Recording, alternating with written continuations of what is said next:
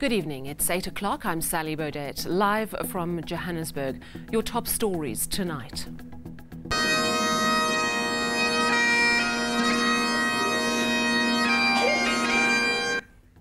Johannesburg mourns the 3 firemen who died trying to control the blaze in a downtown government building.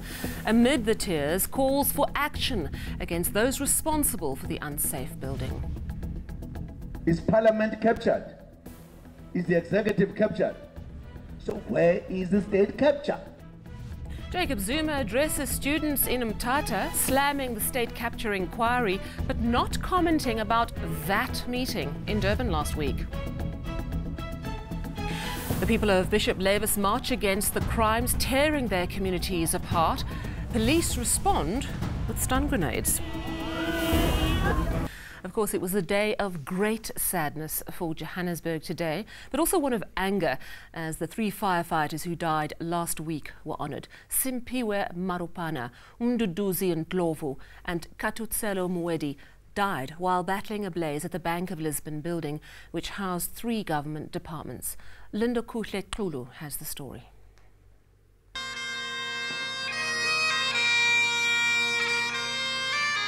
The city of Johannesburg's fire department honouring 3 of its bravest. Simphiwe Marupane, Mduduzi Ndlovu and Katutselo Muedi have been hailed for their courage. The 3 firefighters were remembered at a memorial service in Johannesburg on Wednesday. Their names will always live on with the people of South Africa, as they are the true hero of our country.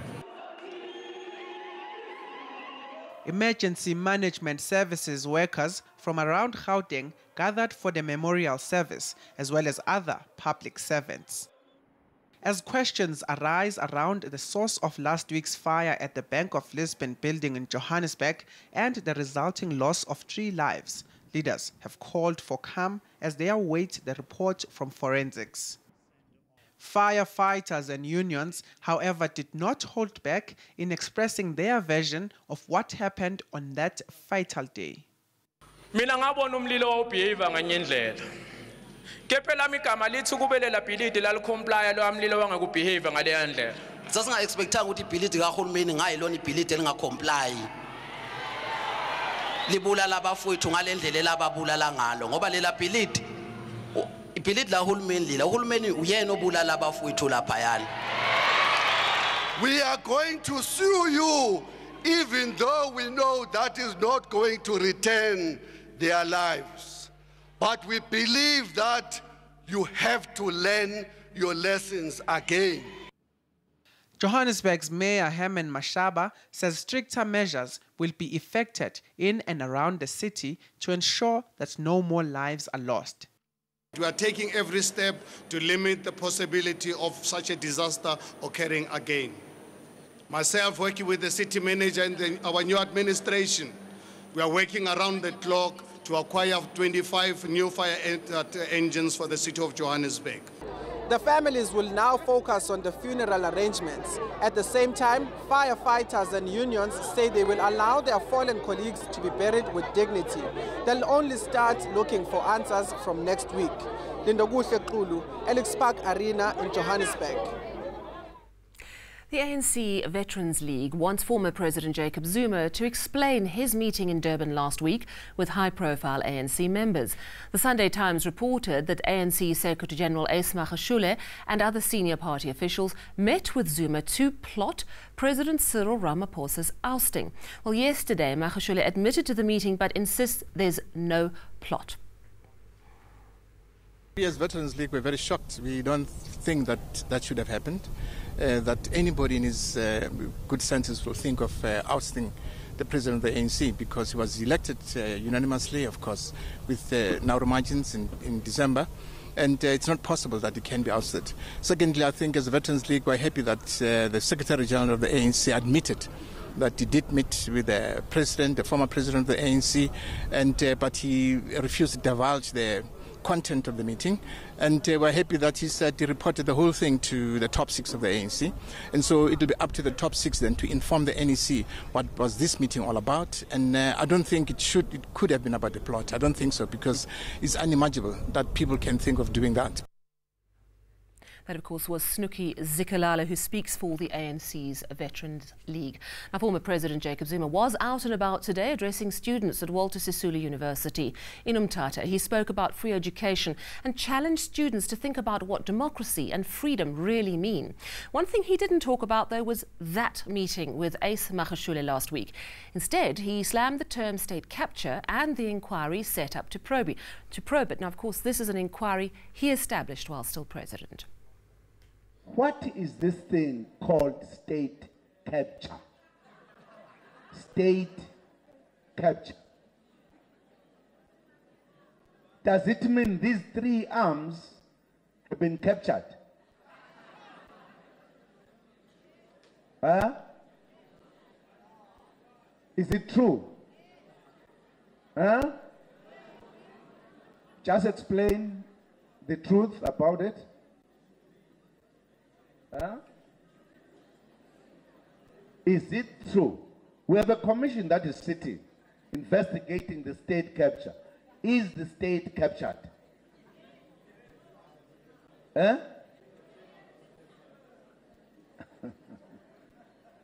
My view, and I'm not disagreeing with anyone, these are political decorated expressions. Absolutely. There's no state that is captured. Even when people try to describe it, worse when they give evidence. There are some people who are doing things with other individuals. Not a single one of the 3 is captured. Judiciary is not captured. Is it captured? Is Parliament captured? Is the executive captured? So where is the state capture? Former President Jacob Zuma speaking today in Umtata. Let's move now to Cape Town. And Bishop Lavis residents shut down parts of the suburb today to protest against the gangsterism that's tearing their community apart. But police, instead of supporting the march, ended up dispersing it using stun grenades. Atim Tongana has that story. Bishop Lavis residents at loggerheads with police. They say they've had enough of the violence. My child can't play in the road because of gangsterism. There's kidnapping and all that. Now the police want to do this to us. We only want to shut down this road. The community is standing together.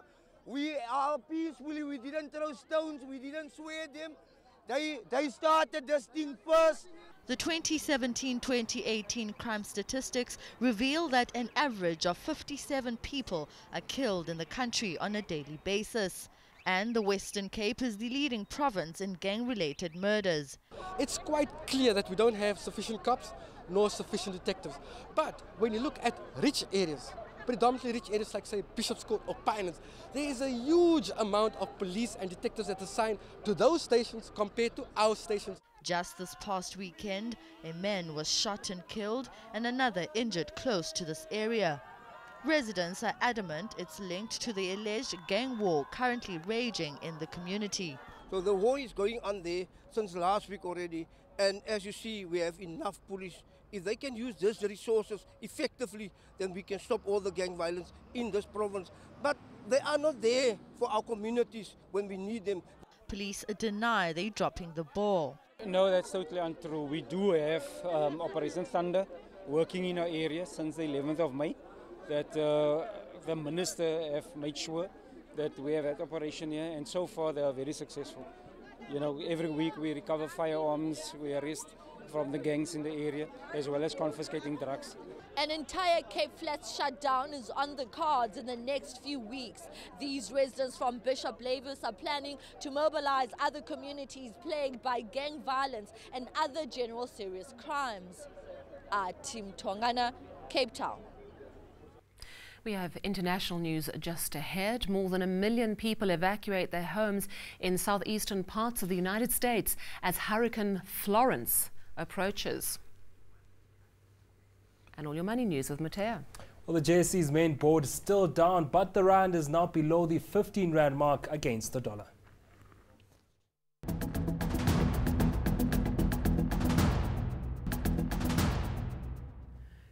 Let's talk money now with Mateo Kharipa. You've got news on retail sales. Are they up? Are they down? Are they in between? Where are we at? Well, we can call them in between, but because we're focusing on the third quarter, it's actually a good number because we saw it manufacturing yesterday. It went up yesterday. Retail sales on a month-on-month basis going up to 1.3%. Why that's good? Well, the more consumers spend, the more the economy then moves. The exchange of money is more in the economy, and we're seeing that consumers are easing from that pressure that we're in the second quarter, because we do know that retail sales went down in the second quarter. Now we're going into the third quarter, and a lot of people are talking about South Africa's GDP growth. And the first two key numbers in manufacturing and retail sales speaking to that growth. We know the trade sector, gives about 15% to the GDP number, and it's really good. On a year-on-year basis, we see a slowdown there at 1.8% last year around this time, but this time around at 1.3%. And, Laura Campbell, an economist, are speaking to that to say what will happen for the rest of the year. What we can expect over the remainder of the year is a low positive growth in consumer spending. The depreciation of the rand is raising the cost of imported goods, and that's weighing down, then it's leading to increased inflation in the retail sector. And how the market's doing today? It was another weak day for the All Share in terms of the market today. The All Share was down by 0.40%. Industrials also down by more than 0.5%. And still that trade war between Russia, China and the US. Financials also not following the rand. They're also down in terms of those banking shares. Gold was up today in terms of the mining shares, and platinum also up more than 0.5%, and this was because the commodity prices were also upticking on the day.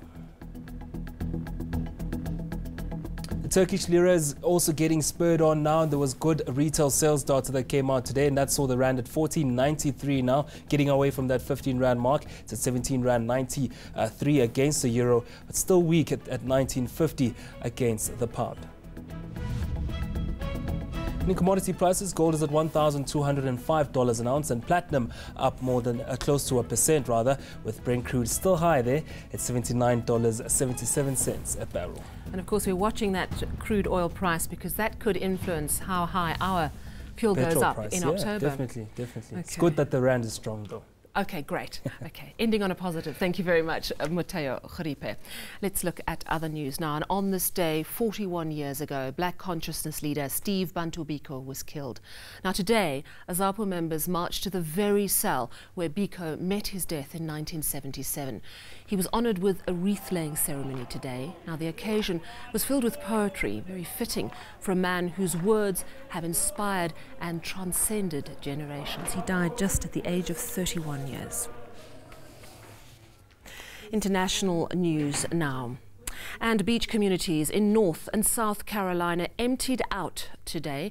Views from the International Space Station show that Hurricane Florence is only hours away. Now, the storm is expected to cause potentially deadly flooding in the southeastern states of the United States. You can see those visuals there looking really quite intense. Millions of people are being urged to evacuate from the southeastern states.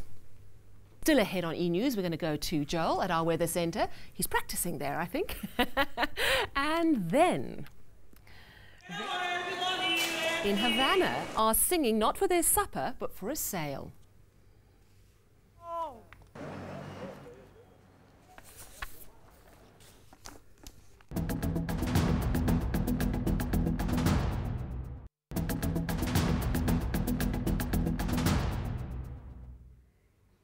Time to get all your weather news from Cape Town, and Joel Guy is standing by. Good evening. Welcome to the Weather Center, everyone. So we have a cold front that is weakening, but it has brought in a little bit of rain into the southwest coastline, which should persist as we get into Thursday morning. Now, talking of Thursday morning, the day will start off with a few fog patches over the interior of the Eastern Cape and KwaZulu-Natal, and we will also see quite a lot of cloud and fog patches as well for the western areas of the Northern Cape. Then in the afternoon, we are expecting cloud-free skies once again across much of South Africa, and it will continue to feel more like summer over the eastern areas, particularly across the Limpopo province, where it's going to be sizzling hot in most areas, pretty hot as well for the Mpumalanga Lowveld areas. Then in the evening, we are going to see quite a bit of cloud creeping into parts of the Eastern Cape, KwaZulu-Natal and southeastern Mpumalanga, and we are going to be watching this cold front that will be heading towards our shores.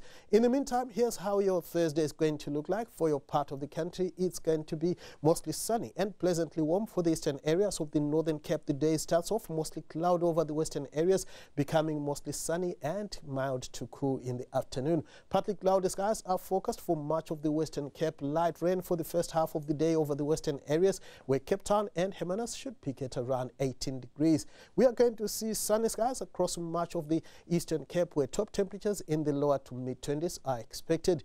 KwaZulu-Natal should also be pretty sunny for much of the interior. Partly cloud in the afternoon, however, for Durban and Richards Bay, both peaking at 24 degrees. It's going to be sizzling hot for Mbombela and Skukuza, with clear skies forecast across the Mpumalanga province. A sunny one is also forecast across Limpopo, hot for the eastern and northern sections. Temperatures around 35 degrees for Tzaneen, Musina, as well as Lephalale. The northwest should also be cloud-free, with highs in the upper 20s and lower 30s for most areas. We're also going to see sunny skies across the Free State. It's going to be cool to mild for the province, but warm for Velkom, peaking at around 25 degrees. Gauteng will stay sunny and warm, with Pretoria hitting the 30-degree mark on Thursday afternoon.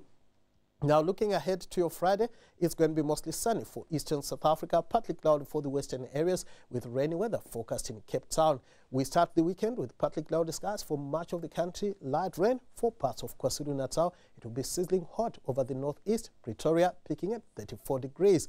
That's all from the Weather Center for now. Have a great evening. Thank you so much. That's Jogai in Cape Town. And finally, street sellers in Cuba are reinventing old traditions to cope with tough economic times. The pregón is making a comeback. It's a traditional practice of advertising what you're selling through song. Let's take a listen. The sound of changing times. In Havana, Cuba, street vendors are returning to the art of singing, this to increase their market. For me, the pregón means joy. It means not getting stressed out. It means liberation from work. The centuries-old tradition almost disappeared after Fidel Castro's 1959 revolution did away with most free enterprise. But the pregón is now making a comeback. Government is lifting restrictions, and Cubans can get a permit to sell their goods on the streets. Many say they prefer this to the costly exercise of opening a shop. And whether it's peanuts, cleaning materials, or bags of wheat, these vendors say they will sing for as long as it takes to make a sale. Well, we've got some breaking news that's just come to us this evening. Very sad news. KwaZulu-Natal police have now confirmed that the decomposed body found in Phoenix last week is indeed that of Miguel Lowe. The 9-year-old Sydenham schoolboy went missing a few weeks ago. DNA tests had to be conducted on his body, which was found in a field. Before we go, let's just recap our top story for you. Johannesburg mourns the fireman who died trying to control the blaze in a downtown government building. Amid the tears, calls for action against those responsible for the unsafe building. And that's your news. Take care from me and the team. Good night.